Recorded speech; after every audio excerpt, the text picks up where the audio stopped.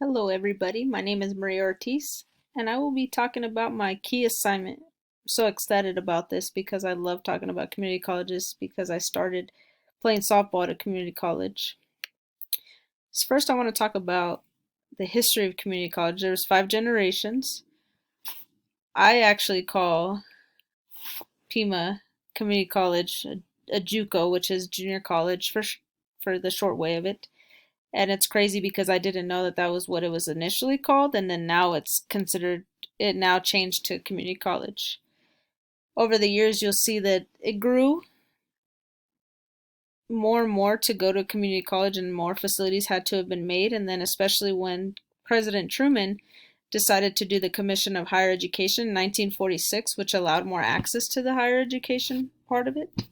And then there's more expansions to community colleges and more government assistance, such as grants and loans that were given in the 60s, which did more full time and part time students better because there was more government funding. They could get a Pell Grant to pay for school.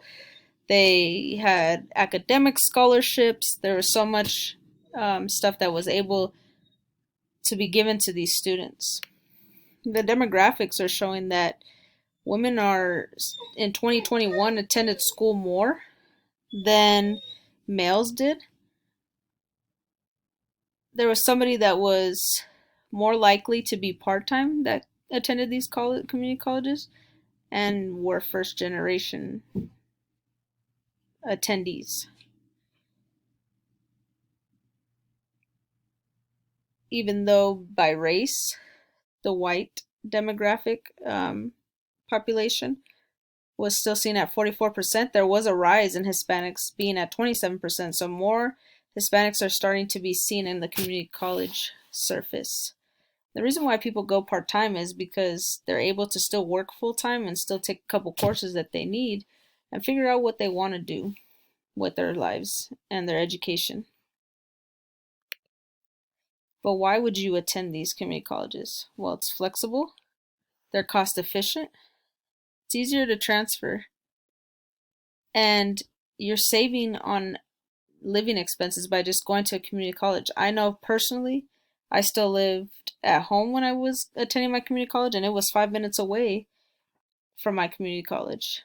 You also are able to receive an academic boost. Sometimes you don't realize it, but you need to take some courses to really help you with your success in your future. And it's not more so, it's more so for discipline and getting knowledge to be able to pass on to the next generation. And with community college, because it's so flexible, you're able to take a couple courses just to academically get better. The governance of Arizona's public education right now is only being controlled by governing boards. They have no state level control or coordination. They're led by a group of individuals who are elected or appointed to the board, and the board is usually made up of people between 6 to 9 members on each board. For example, the universities here, NAU, U of A, and ASU, are governed by an Arizona Board of Regents. Local district governing boards are what helps the 10 community colleges here in Arizona. And then there's a state board of education that controls everything from elementary, K through 8, K through 12, and alternative schools, also charter schools. So landing a community college job. So at community colleges, there's always competitiveness. There's no flexibility with pay. You get what you are told from the beginning, but you also have to understand the job expectations. The thing with every community college job is there is specific requirements. For teaching, it's for Pima Community College, for example, when I decided to do my critical thinking assignment on that, I noticed that you needed a master's degree just to be able to get the job there. Even though here in Arizona you don't need a teaching certificate anymore, most of the courses they want you to at least have a related field to it. You're teaching science or chemistry, you're going to have a science degree. You're teaching psychology, they want you to have a master's in psychology, sometimes a doctorate. So it's just based on the job descriptions. And also, you have to be considered learning about these students. These students are what makes the job more fun. And collaborating with your other coworkers. If you do not collaborate with your other coworkers, you're not going to be successful in these fields because you are the middleman sometimes between, if you're a teacher, between an advisor or between a dean. And those students need those type of teachers that have that empathy for them that will help them when they're struggling. You also want to be prepared to demonstrate your knowledge at all times. Because you're going for a position there, you want to make sure that you are prepared at all times, because everything is competitive right now, especially with what has happened with the pandemic. There's not as much flexibility with jobs right now. Right now, especially in Arizona, we're having a struggle because we got our funding cut for the universities and all of the education here in Arizona. And that's because there's a lot of budget cuts. Right now, tuition is not really rising in any of the public educational fields right now. So maybe next year there will be, but because of the pandemic, they are being considerate to everybody not to raise tuition fees or registration fees, but there is these fees to help pay for stuff that needs to be done at the college. So jobs, advising, maintenance, all that. And your property taxes, there's a primary rate and a secondary rate that helps fund a lot of this stuff. A lot of people don't read into their property taxes, but if you look into the property taxes, you see the explanation of all this. And that's what makes funding harder. I know that Pima just lost a couple years ago their football program because of the funding and the budget cuts.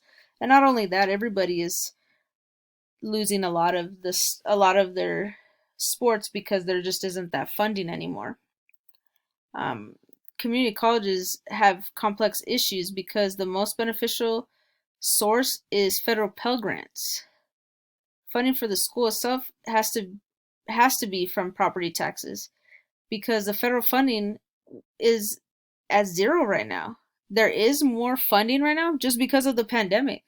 But this isn't money that's going to be there in the future, and people need to understand that tuition could rise in the future. And they're more dependent from donors, private corporations that are donating money to revamp some of these community colleges. A big thing that I noticed was when I went to Pima was this transfer partnership between NAU U of ASU. I went to ASU out of Pima, and I remember this. There was a green sheet that discussed all these courses that you needed to be able to transfer to these universities.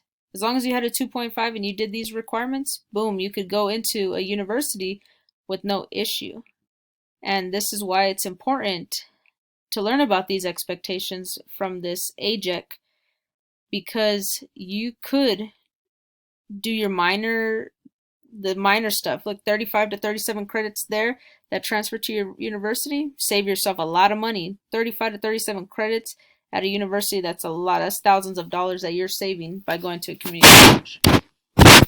The future of community colleges, you need to commit to the work, use the data, design for scale, embrace diversity, integrate technology, creatively emphasize professional development, prepare new leaders, focus governing board work.